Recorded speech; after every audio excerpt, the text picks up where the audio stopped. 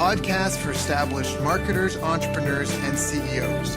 The ones who want to join me in my mission to create 200 new multimillionaires who solve world problems with entrepreneurship. If that's you, then this podcast was created to give you access to the tools, training, strategies, and tactics you need to achieve multiple seven-figure profits as soon as possible. This world needs the best business you can build, so please get ready, open your mind, believe you can do this, and let's build a better world together for future generations. Hello, everyone. Thank you for joining us. My name is Daryl Urbanski, your host as always, and today we are joined by David Barnett. And David has been working to help the owners of small and medium-sized businesses for almost 20 years. As a former business broker and financing broker, Barnett has helped people buy, sell, plan, manage, and finance their businesses. He has also authored 6 small business books, 3 of which have become Amazon bestsellers. How to Sell My Own Business is the latest one, with the other 2 being Invest Local and Franchise Warnings, if you want to go check them out on Amazon. I've asked him to join us here today to talk about buying, building, and selling businesses so we can all enjoy the fruits of our labor. So David, thank you so much for joining us today. It's an honor and pleasure to have you there. We actually already been chatting a little bit, and I got to hit record because this is good stuff. So how you doing, man? I'm doing well, Daryl. Thanks for having me on. Yeah, it's an honor and a pleasure. And again, I value your time and coming to share with my audience and my listeners. I know you have your own clients and kids to be with, so I appreciate your time here. So we just mentioned, obviously you got some books. You obviously know some stuff. I'm excited to learn myself. But how did you get into this? Where did it all start? Do you come from an entrepreneurial family? How did you get into being involved in businesses? Well, great question. Let me tell you about my background because the answer to your first question is no. My mom was fortunately for me, my mom was a stay-at-home mom, so I had a really great home life growing up. And my father was an engineer who worked for the government, a civil servant. So there wasn't much entrepreneurialism there. But ever since I was a small child, it always seemed like I was looking for a way to hustle or sell something or do something or provide some kind of service. And even back, I think 10, 11 years old, I got my first, I couldn't get a paper route because the newspaper people told me I was too young, but I found a flyer delivery company that would hire me, and I started delivering flyers and saved my change basically until I was about 14 years old. I bought I'm in Canada, Daryl, just like where you hail from. And so when I was 14 years old, I bought a used snowblower and started cleaning people's driveways in the wintertime. And so it's always been there. It's always been there within me. Even when I was in university, this is kind of funny. I went to university and studied business because I knew that I wanted to be a businessman. It took until about the third year of business school to realize they were trying to turn me into a Fortune 500 bureaucrat.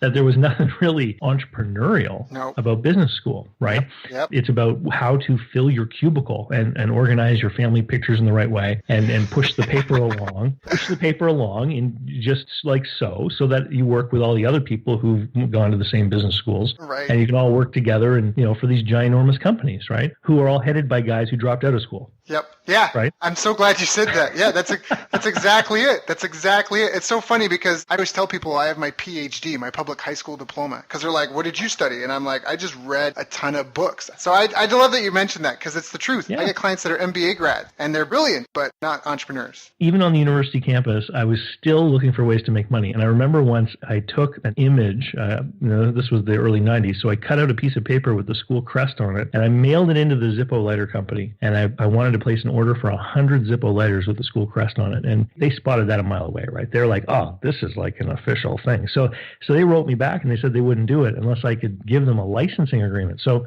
here I am. I was 19 years old, go to the vice principal of the university, and I negotiated a licensing agreement to put the school university crest onto Zippo lighters. That's so cool.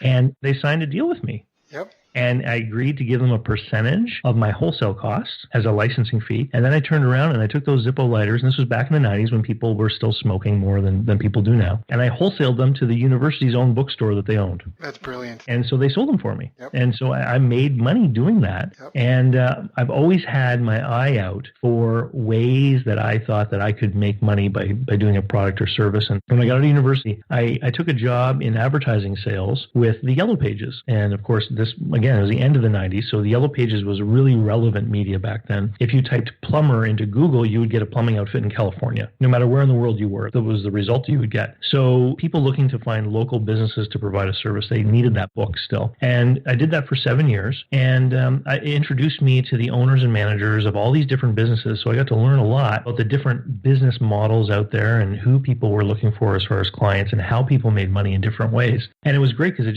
it fueled my desire to learn learn, right? And I learned a lot more in my 7 years of sitting down with people trying to figure out how I could help deliver the clients they wanted than I did, with those 4 years in university, aside from a few, technical things with accounting and all that kind of jazz.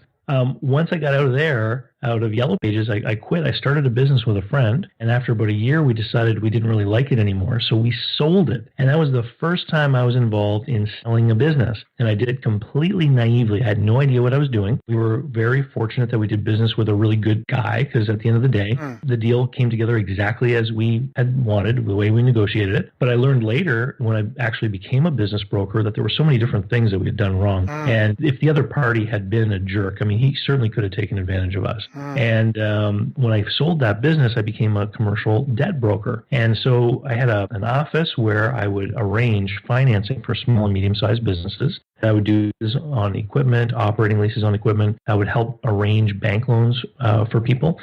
Particularly if they've been turned down by a bank, I would actually sit down and help them prepare a proper loan package, and sometimes even take it right back to the same bank. Right. Packaged properly, I was getting them funded. And then something called factoring facilities, which is where companies have accounts receivable and they're able to turn them into cash. So I was doing that kind of work with people when the financial crisis happened in 07, 08, and literally half the businesses that I was using as a source of financing went out of business. Wow. And it was around that time that I realized my next opportunity, because now I'll tell you a quick little story. I was doing the finance broker thing. I was getting a lot of referrals from people from the Main Street bankers, because if they couldn't do a deal, they didn't want to see someone go to another bank. They would rather, refer their small business client to me if they were looking for a piece of equipment, right? Because I would set them up with a leasing company, let's say, but the rest of the bank's business wouldn't be in jeopardy. Right. Whereas if the person crossed the street to the other bank and that bank said yes to the loan, the new bank would try to get the home mortgage and the car loan and the retirement accounts, right? And all the business would end up crossing the street. So this banker called me and said, Dave, I've got this lovely couple here, and they're trying to buy a convenience store, and they're working with a real estate agent who has written up a purchase contract for this business, and it's on a home selling contract.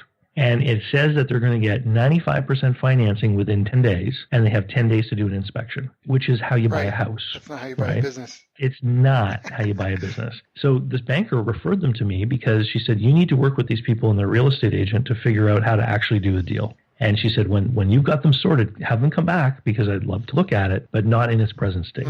Right. And so I realized that there was this huge gap where I live in my community of people who knew how to put a business deal together and how to buy and sell a business. And so knowing that my financing sources were drying up, I said, you know what, it's time for me to make a change. And I went looking for an opportunity, and I ended up joining an international business brokerage franchise chain. And I chose them because it gave me access to education. And I was the first person, I'm on the East Coast of Canada in New Brunswick. I was the first person in New Brunswick to earn my certified business intermediary designation, which is like a professional designation, much like people in the insurance or mutual fund industry would earn. I had to make 3 different trips, each a week long, to do coursework. And then finally I wrote the test, and it allowed me to start serving people here as a business broker. I did that for 3 years. Over the 3-year period, I sold over 35 companies. It was 36, I believe, by the time I was done. And by all accounts, I was one of the most successful business brokers ever to operate here in my hometown. But those headlines don't tell the whole story, because in those 36 months, while I sold a lot of companies, I also went through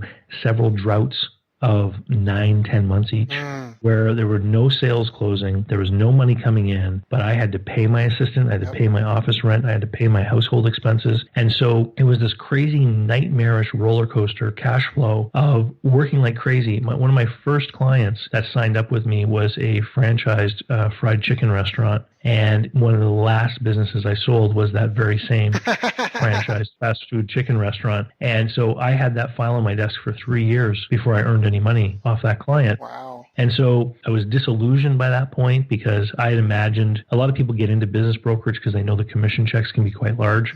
And so I had imagined getting into it that I was going to have this, either a mountain of money or a Scrooge McDuck money pit to swim in. I couldn't decide which it was going to be. But the reality of business brokerage is that you get neither. What you get is the empty pool of red ink. You get the credit card debt, because you live off the credit card while you're waiting for the deal to close, which never seems to close. And it keeps getting delayed. Then finally, when the deal closes, you get the money, and what you do is you pay the credit card company. And then if you have any money left over, you're afraid to spend it because you can't be certain about when the next one's coming. So it didn't work. It was a feast or famine. It was worse than what people go through when they're in real estate or commercial real estate, because the timelines can be even longer in business brokerage. And so I left that, and Daryl, the worst thing that can ever happen to someone, I got a job. So I started working for somebody else, and a couple months into it, my phone rang, and it was a gentleman who had a business. He wanted to sell the business, and he said, I was given your name. I'm told you're the guy who can help me. And I said, well, you're too late. I used to be a broker, and now I'm not. And I gave him the name of my former associate who had taken over the office. And then a week later, my phone rang again. And this time it was a person who had found a business they wanted to buy. And they said, I've spoken to my accountant and I've spoken to my lawyer, and both of them have given me advice, but neither one really seems to be able to tell me, what I should be doing next in this process, or how I should be negotiating it, or what kind of offer I should be formulating to do this. And I'm looking for someone who can just advise me. And I said, well, I certainly have those skills, but I'm not a business broker anymore. I have a full-time job. If you want to work with me, I'd have to charge you like a consultant, and I can only work with you on evenings or weekends. Right.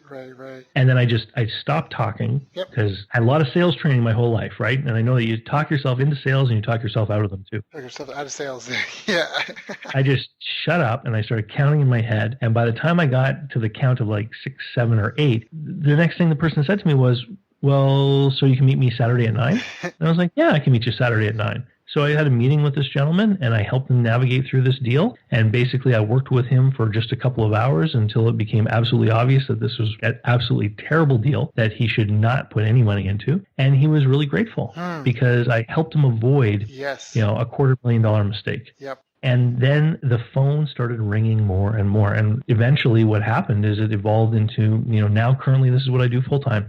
So I work with people around the world who want to buy and sell businesses, and I operate from a menu of services, and people can buy whatever services they want, and I just bill people as I do them. And I also call myself a project-specific coach, because I'll coach people through the process of buying or selling. But one of the other things that I also work on with people is if they have a long enough time horizon before they want to sell, is I'll also work with them on how they can do things in their business to improve the business and make it more saleable. And likewise, those same processes and techniques that I've developed for sellers, what I'm doing now is when I help someone buy a business, I'll let them go through a normalization period of a couple months of running the business, and then I'll implement those same things, because the things you can do to make a business more saleable are miraculously also exactly the same things you do to make a business easier to run and more profitable.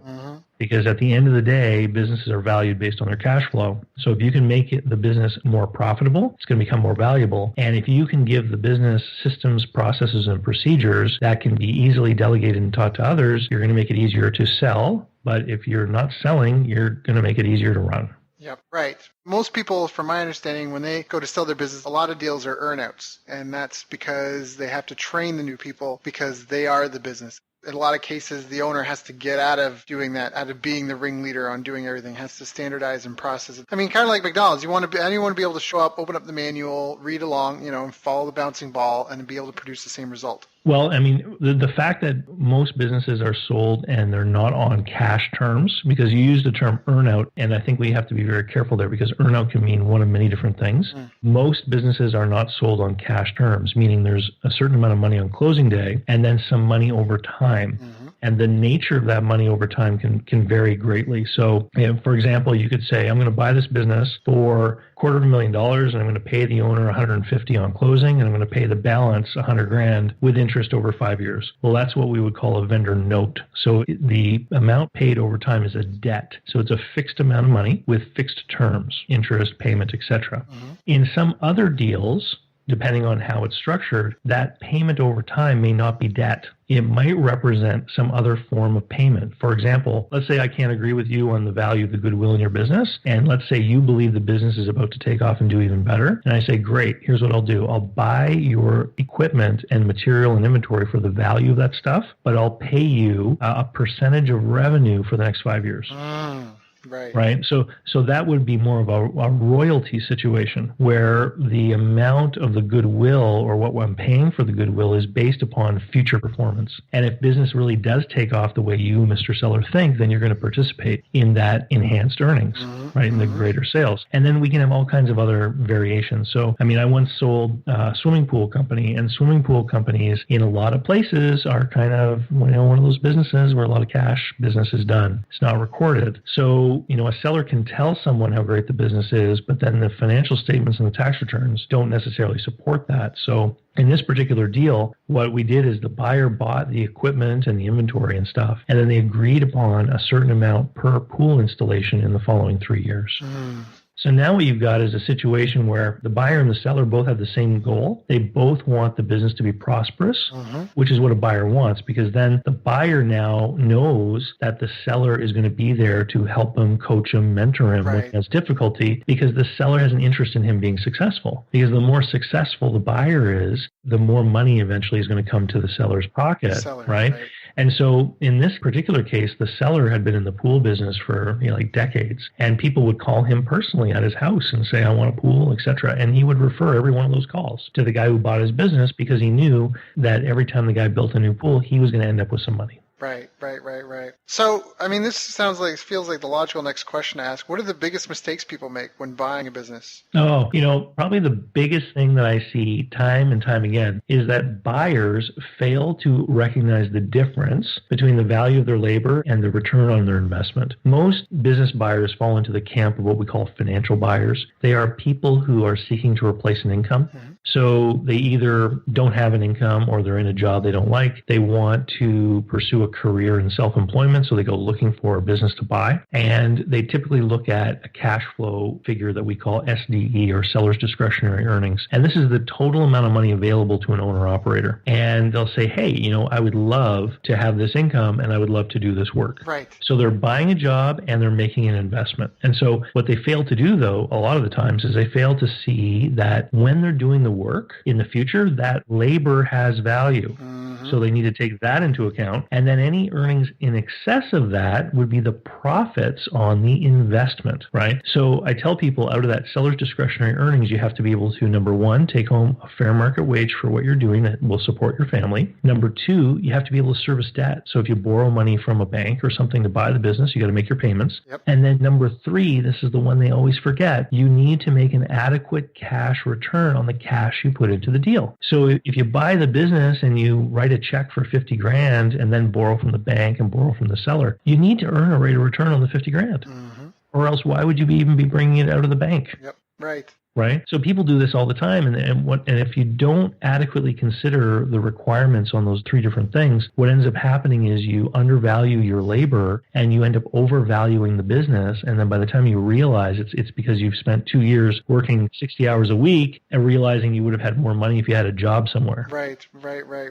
And all the money is going to service these debts you took on to pay too high a price for the business.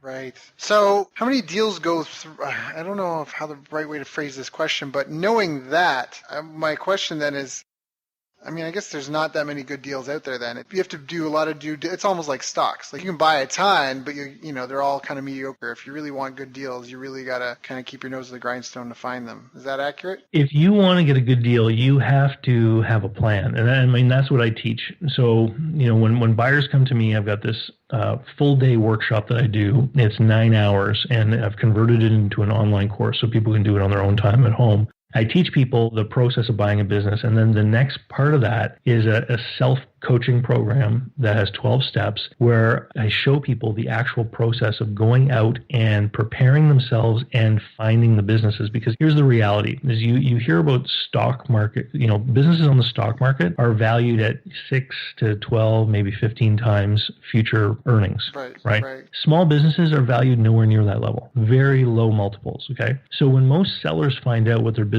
is worth, they go, oh my goodness, why would I sell for that amount? All I need to do is stick around for a couple of years, I'll get the same money, right? So people don't sell businesses to quote unquote cash out.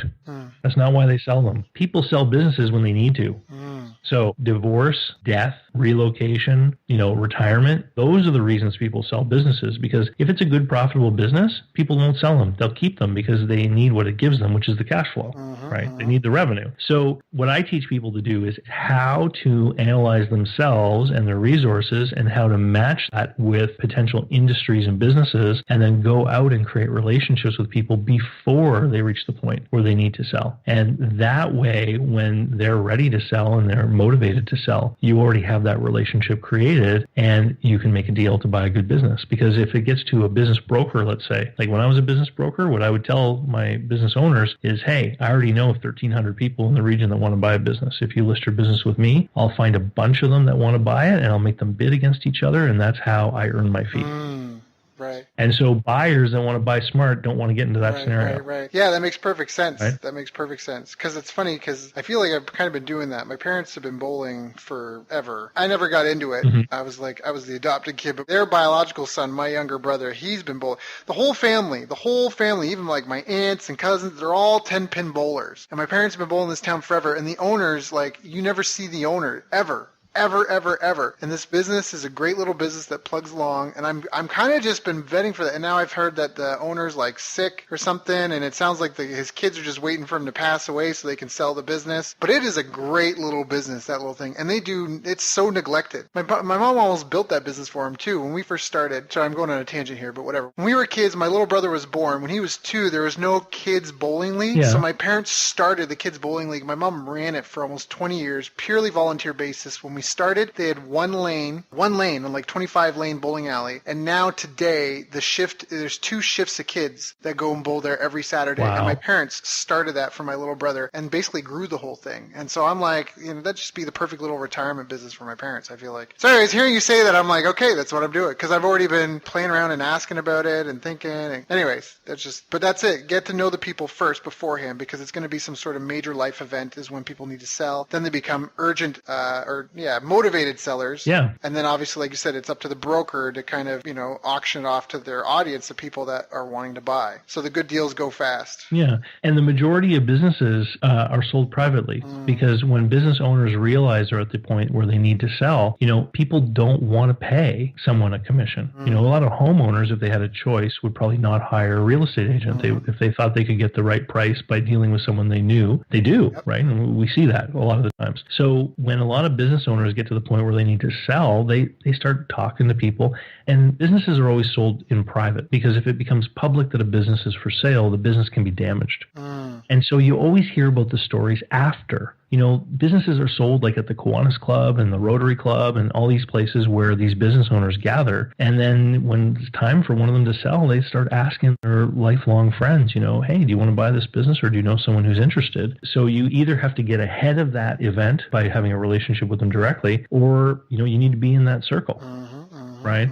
And this is why in a lot of communities, what you find is that you find several of these big wheel players that end up owning a lot of different businesses. It's because of these networks that they built over time. They get offered the businesses that other people aren't being offered. Got it. Good to know. Really good to know. So for yourself in your own career, what were some of the biggest challenges that you had to face? I know you talked about being the business broker and, basically there wasn't enough volume of deals. In the lead to the sale time, it was just too long of a sales process. But in general, like personally or even just with skill sets, what were some of the biggest challenges you felt like you had to overcome in your business career? Well, the problems with business brokerage were actually not volume or lead time. Oh. The problem was control, okay? So in the last year that I was in it, I had 6 different deals that were set to close, and they were going to bring in $250,000 that fall in commissions. And one deal fell apart because a bank rescinded a financing letter they had issued to the buyer. Another deal fell apart because it was a regulated industry and the government department wouldn't issue a license to the buyer. And a third deal fell apart because it was a franchise business, and the buyer and the franchisor had a meeting, and they were just total jerks to the guy, and he left the meeting saying, I love this business, but I will never get into a contractual relationship with those guys. And so 3 of my 6 deals fell apart and had nothing to do with the buyer, the seller, or me.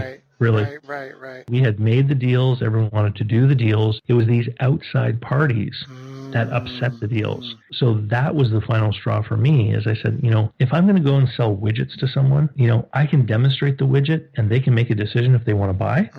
Like that to me, I mean, ultimately it's their choice if they're going to buy or not, but I can have control over what I do. I can choose how many, prospecting calls I make. I can choose how many sales calls I'll go and do. I can decide the level of effort I'm going to do. But in the business brokerage world, there's so many moving parts, all these people around the deal that you can't control. Right. And so that was the biggest point of frustration for me. And in general, for many people, I mean, I've got a YouTube video where I talk about why I left the brokerage industry. It's got almost 7,000 views, and the commentary is just a big string of past business brokers or people looking to get into it saying, wow, thanks for being honest, about what's going on. Because so many people get into it and they last for a year, 18 months, they maybe do a deal. And because it takes a long time, like you said, and then they just realize, you know what, I can't do this.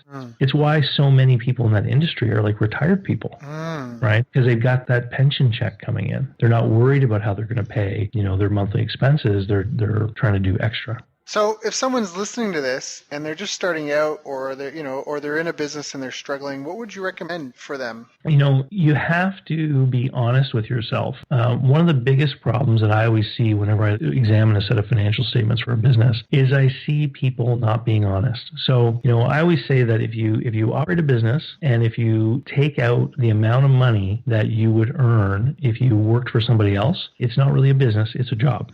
Right. So a lot of like tradespeople are in this boat, like the plumber with the helper, or maybe the plumber with 2 trucks, like the smaller business people, tradespeople kind of stuff. And then you also see it in professional practices, the draftsman or the architect or the engineer, right? Working by themselves, earning about the same amount of money they would if they were employed. So that's owning a job. If you earn more than that, there's a surplus above the fair market wage of your labor, then now you've got a business because you have an income that represents a return on investment in the business. So now we have goodwill in the business, okay? But many people are below that mark. So they work, and let's say that they would normally earn $80,000 if they were a middle manager somewhere, but they're working in a business and they're taking out 30. Right. Okay? That's not a job. That's what we call a hobby. Right. Because you're actually putting time and effort into something that doesn't pay. Now, the guys who stay in their basements building model railroads, they know that they're putting time and money into something for pleasure, right? They know they're involved in a hobby. But the business owner who works their butt off and takes out this meager amount of money, they're subsidizing the business with their own labor. And so when I get their financial statements and I do a normalization, what I'll do is I'll adjust for the fair market value of their labor. And I did one recently where these 2 guys worked their butts off, and they've been trying to make a go of this business for 13 years, and they've managed somehow to feed their families. But they're both taking about half of what they would earn if they were working for somebody else. And when I do the normalization, I say, look, there's no cash flow here. If you want to sell this business, you may be able to find someone who thinks they can do more with it, but you're not going to be paid any goodwill. You're going to be paid for the value of your inventory and your tools and your equipment, right? So it's like a liquidation. And I said, if you decide you want to sell your business quick, the professional you need is actually called an auctioneer. Wow. Right. And it's hard for a lot of these people to listen to, but the reason that they got into this scenario is because they don't recognize the true value of their labor, for example. So if they sat down at the end of the year and they said, look, I took a T4 of this amount, but really my labor's worth 70 grand, and then they adjusted it, they would see in black and white that this business has lost money. If the business had to pay me what I'm worth, it's lost money. And what that will allow people to do is get to the point sooner when they realize it's time to kill the business. Because, Daryl, I think it takes an incredible amount of courage to get into business. Even more to walk away. But I think it does, because people become personified with the business, right? And they're afraid. Like at the end, when I decided I had to get out of business brokerage, one of the things that I really thought in my head was, oh my God, when people find out that I've closed this office, they're going to think, David's not quite as smart as he thought, eh? David's not the guy we thought. He's, he's a failure. And so those were tough thoughts, tough ideas. And there's a guy here in town. He's a franchisee. He's got about a dozen pizza locations. And the pizza chain that he's a part of, the brand, they brought out a submarine sandwich brand. And they were trying to get their pizza franchisees to buy the submarine sandwich outfit. And he opened one. And like 5 years less a day, he like closed it and stripped the place out because he wasn't making money. And I said to him, were you ever afraid that people would think that you were a failure because you didn't make that store succeed? And he said, you know what? I love my restaurants that make money for me. because they make money for me. That one was losing money. I hated it. Yep. I couldn't wait to get my hands around its neck and just strangle the thing and kill it. Right? And as soon as he didn't have to be personally liable for that lease, out came everything. Right. And he was done with it. And so people are not their businesses, and you need to have a true recognition of what you're doing. If you're trying to start a business, I understand that there's a ramp up period, but so many people have been in something for years and they're still not performing at the level that they should be, and they're still not earning at the level they would be if they were working for somebody else. And that's got to stop. People either have to fix it or they have to move on. That's some great advice there. And I think that's really eye-opening probably for a lot of people on the call, is that concept, what would it cost to pay someone to do what you do in the business? Because what I love about this point of view is that it treats it like what it should be. So anyone that's gone through Rich Dad, Poor Dad stuff, a big trend back in the day, they know that there's employees and self-employed people, and then on the other side there's business owners and investors. And business is, like you said, when you look up entrepreneur in the dictionary, I love this. One of our guests did this, Brad Martineau. It was a great interview I did with him, The 6 Laws of Business Success. Another interview if anyone might want to check out.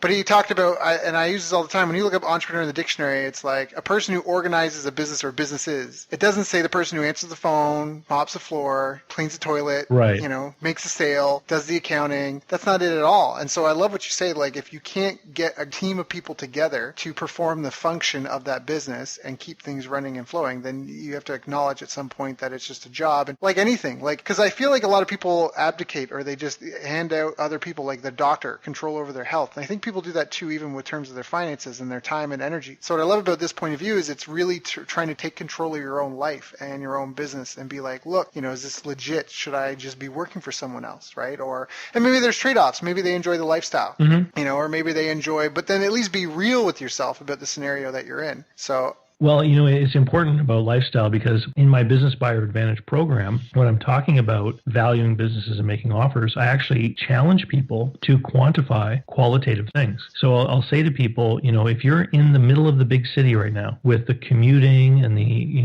poor air quality and the crime and all that kind of stuff, and you really want to be living out in the country, what is that worth to you?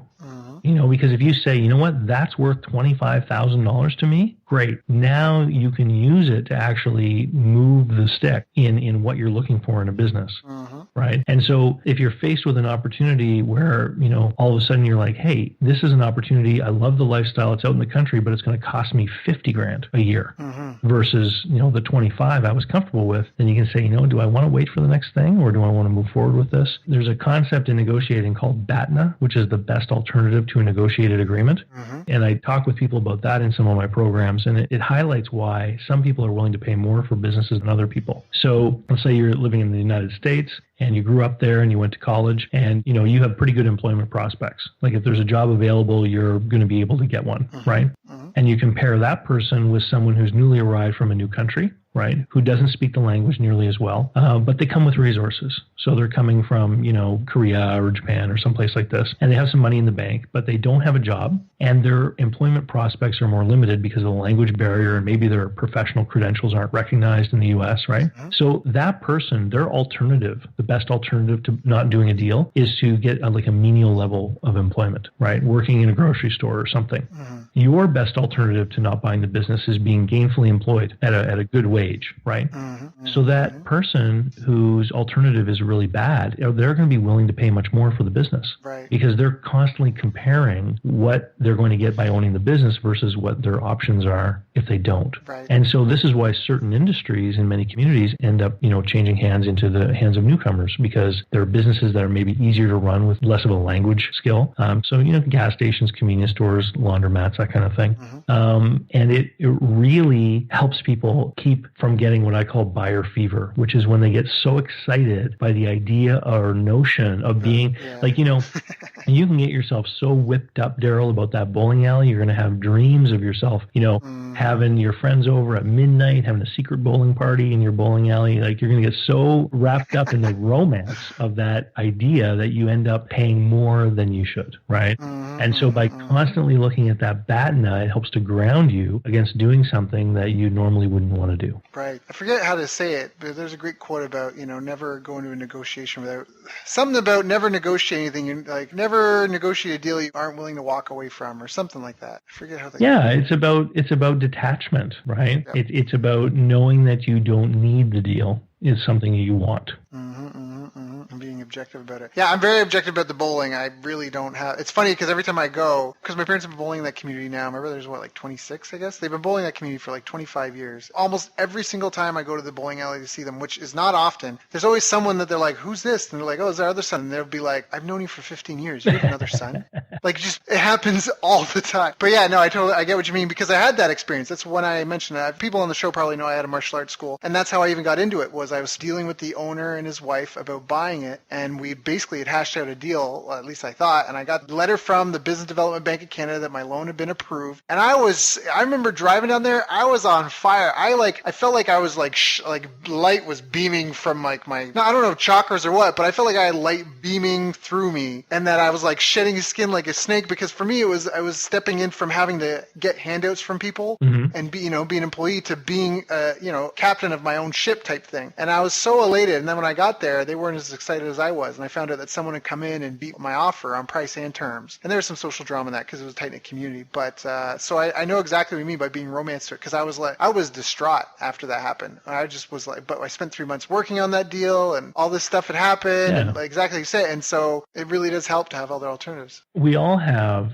daydreams or ideas about where we're heading, right? It's one of the principal tenets of creating goals, right? And setting a future vision of where you want to go. And when all of your time starts to be focused around this path, which includes you being in this business, to the exclusion of other paths. So other pathways through life are starting to fall by the wayside, right? So you become fully committed to everything I can see for my future involves me being the owner of this thing. And then someone says, "Oh yeah, but I need $5,000 more, or I need $10,000 more." Yep. You're like, "What? Well, no, I'm committed. I don't see any other options in my life except this one." Then that's when you end up paying the extra money that you never really should have. Yep. That's a valuable lesson. It's a really and that's transferable to so many other scenarios. A car. I bought a car. I bought a Lemon as a car. My first car I bought was a T-Bird, and the guy was like, the carburetor was cracked or something. He was like, "It's okay, but for the same price you get something better." But I was already married to it. I'm like, "I'm getting it," and I got it. And I remember I was having issues. I brought it in, and he was like, "Dude, I told you. Like, why are you surprised?" Like, so that's such a transferable lesson. Yeah, always know your alternatives. Always have Plan B, Plan C. And know what you'll do in case it doesn't. Hope for the best, plan for the worst, I think is a great little axiom for that. So what was some of the best advice you've ever gotten? The best advice that I've ever received easily is that the terms are more important than the price. In my own business life and in the deals I've worked on with other people, like I had this one scenario where I told the guy his business was worth $400,000, and he told me he wanted to ask $500,000, and we found a buyer eventually who did his own work and said he wouldn't pay a penny over $400,000, and they ended up doing a deal at $430,000. And the reason that the buyer ended up being agreeable to it was that the seller was willing to finance a huge amount of the purchase. I think it was almost 3/4 of the purchase over 10 years at 2% interest. Right. And so the buyer couldn't get that kind of finance terms from anyone except this guy. And because he was willing to do it, the seller ultimately got more money. Yep. Well, because the guy becomes more confident in the business he's buying as well. Well, yeah. And, the reasons why the seller did it were he wanted more money. But, in his particular case, he was in his late 80s and hadn't saved anything up for his retirement. So he literally wanted to create a retirement annuity out of this business he was selling, and wanted to make sure that he would basically, the note would likely outlive him. So it was, at the end of the day, it was win-win for both people, but the terms of the deal made it worthwhile for the buyer to pay more than he wanted to. That's right. Yeah, that's good. That is good advice. That's really good advice. I was just thinking about that because I think that there's instances where I've realized that, but I could never articulate it so well. But that's exactly it. I mean, even if the guy had agreed to pay $500,000 with the right terms, it would have been a no-brainer, right? Well, yeah. I mean, especially when you're talking about an interest rate that's below the real rate of inflation, right? So what habits do you feel like your most successful business owners that you've seen and the clients that you work with, what are the habits or rituals and behaviors that you feel that the people who do the best have? It's discipline to stick with a commitment. So, I'll give you an idea in my own business. 3 years ago, I started to record and release a video every week on YouTube. Right. And I adapt that video into a little article, which I can post on places like LinkedIn and stuff like this. So the commitment to doing something regularly has built my business into what it is today. And so now in my business today, I earn more than I did when I was an employee. And every week I have potential new clients that contact me that want to talk about doing business. And it's because I now have over 200 sort of hooks in the sea with 200 different videos and all the posts and articles and blog posts, etc. And so many people get off to a fiery start when they say, we're going to do this now. And they'll get, they'll do it for 9, 10, 12 weeks, and then it kind of fizzles away, right? You have a podcast. How long have you been going? We just had our 200,000th download like earlier this week. So we've been doing it at time of this recording. We started Christmas Eve 2 years past. So that puts us about two and a half years. Yeah. Have you ever heard the expression pod fade? No, but it makes total sense. Because most podcasts out there, they last for like 9 or 10 episodes. And then people don't see the explosive uptick in listenership. They don't think, where are my, all my fans and where are all the people that, are contacting me? They don't see it right away. And so they lose energy and they quit, right? And so having the discipline to maintain the consistent behavior and commit yourself to a certain plan of action when you can see examples of it where it's working around you for other people, to me, that's the biggest habit for success, is just consistent application of a formula that is going to work for you.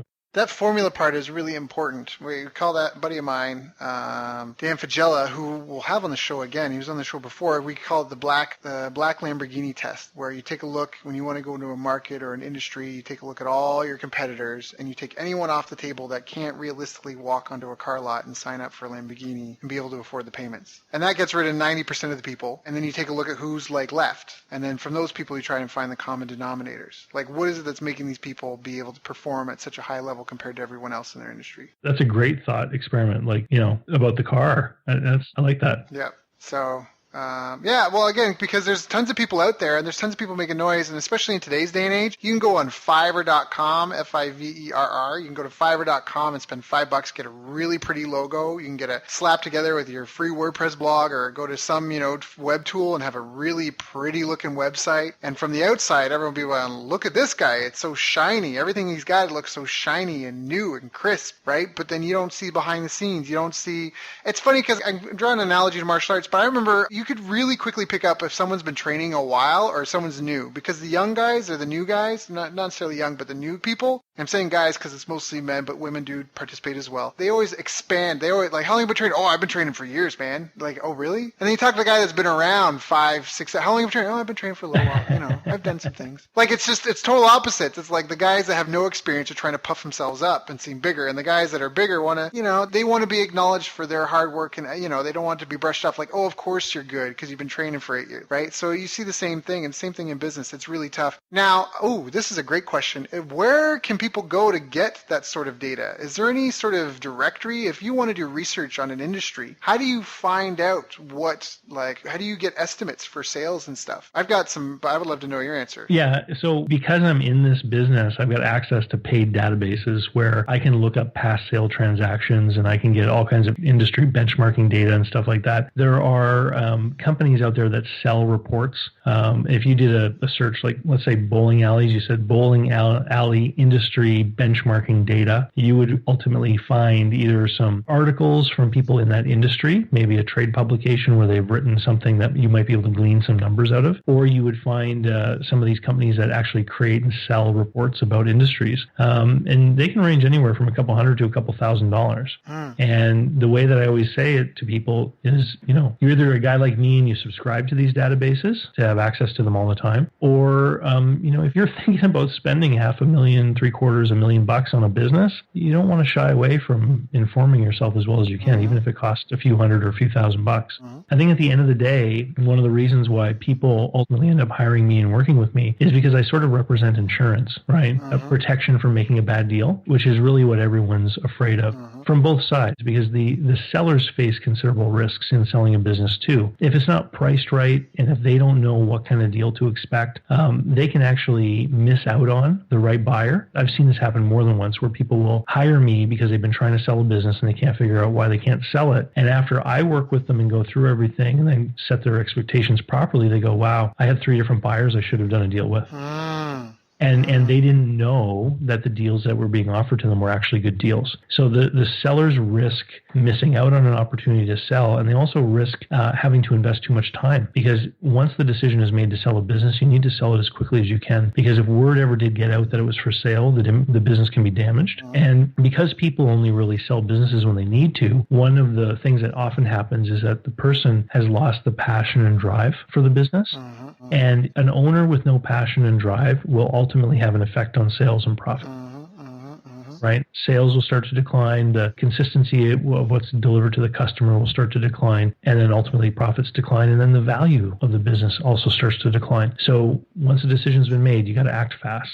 So the place to do that research, I agree with everything you said. The place you said is just look up like industry, whatever, benchmarking reports, or what are the name of some of the paid databases? Well, like one is called Ibis World, for example. They do reports on different industries. But let's say you're going to look at a pizzeria. I know that if you did a search for pizzeria benchmarking data, you would find all kinds of industry and trade publications where you would be able to kind of go through articles and find some of that data that you'd want to look for, or work with someone like me. Like when I do a buyer insight analysis with someone, one of the things I do is I'll compare the subject business with the databases I have access to, and I'll give a value range. So I had a guy down in Texas who was looking at a sandwich shop recently, and I was able to tell him, this business is worth between $130,000 and $150,000. The asking price was like $179,000. So he got the information he needed to know where he had to go in negotiation.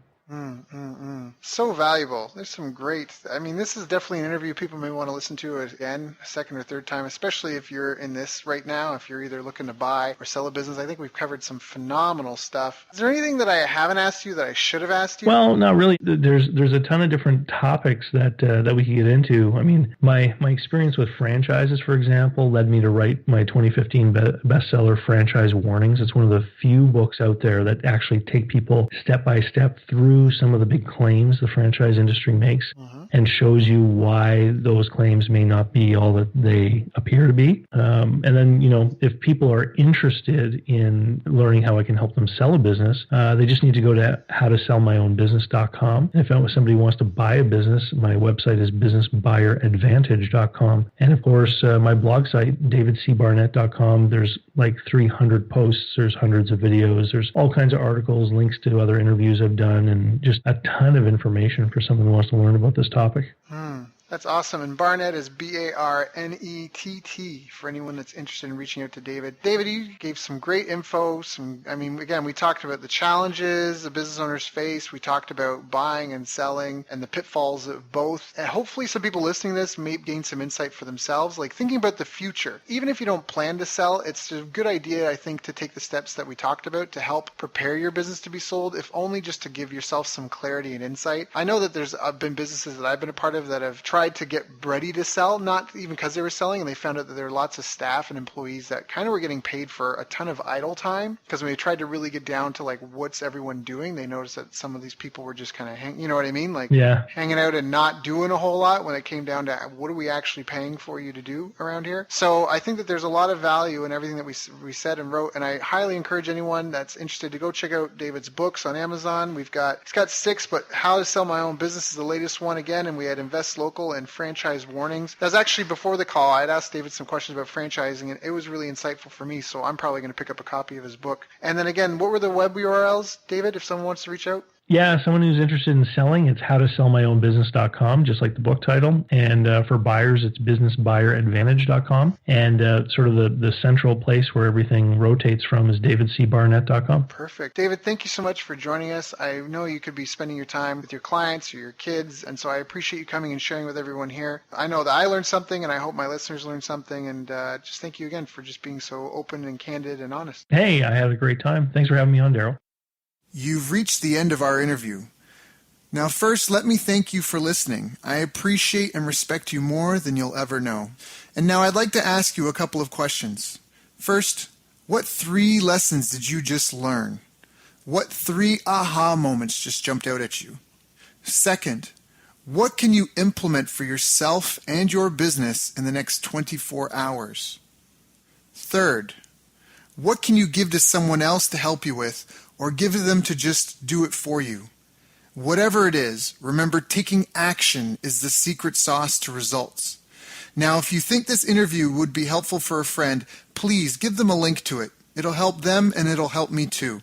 I'd also like to invite you to help me find out more about the challenges you're facing, your dreams, your goals, and how I can help you overcome what's holding you back. We both do better when we know better, and your success is my success. So please reach out and interact. You can visit our website, bestbusinesscoach.ca for Canada or California, where I'm from and where I'm living. You're welcome to also try out one of our paid programs. You can find us on YouTube, Facebook, and pretty much every other social media channel you can think of. You should also subscribe to the podcast, and if you're enjoying them, please leave us a nice review. It really helps. That's all for now. Once again, thank you. Take care of yourself, and remember, the world needs the best business you can build. And I believe in you. So look, I was privileged enough to sit in the room the other day and listen to Daryl present. I had the great fortune to spend some time with Daryl Abrinsky during this week, and we had an incredible 2.5-hour presentation from Daryl. Daryl was amazing. I got so many little nuggets of wisdom. I hadn't heard Daryl speak before, but what struck me from his presentation was he's one of these hidden masters in the internet marketing world who's worked on some pretty incredible launches. Daryl has a ridiculous amount of knowledge. Daryl Abrinsky's presentation was absolutely great. I really loved an incredible knowledge of numbers. He is a very articulate, very knowledgeable, very advanced marketer. Well, he talked a lot about keyword tools and how to research your niche. So it really created a lot of predictability around moving forwards in our business with the marketing and sales aspect, which is so important to any business to really see it grow. Where he walks you through step by step how to judge in detailed form how much money you could potentially make from a market based on AdWords, keyword research, and putting together quite complex Excel spreadsheets.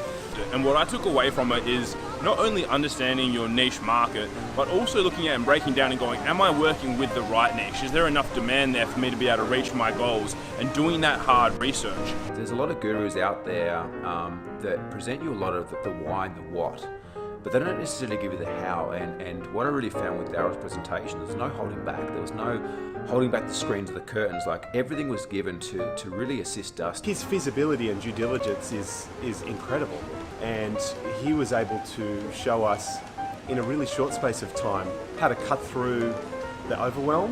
You're giving us the exact tools that we can use to test something before we even go to start testing it by spending money on it. One of the biggest nuggets that I got out of his presentation was that when people pay, they pay attention, and when people pay a lot, they pay a lot of attention.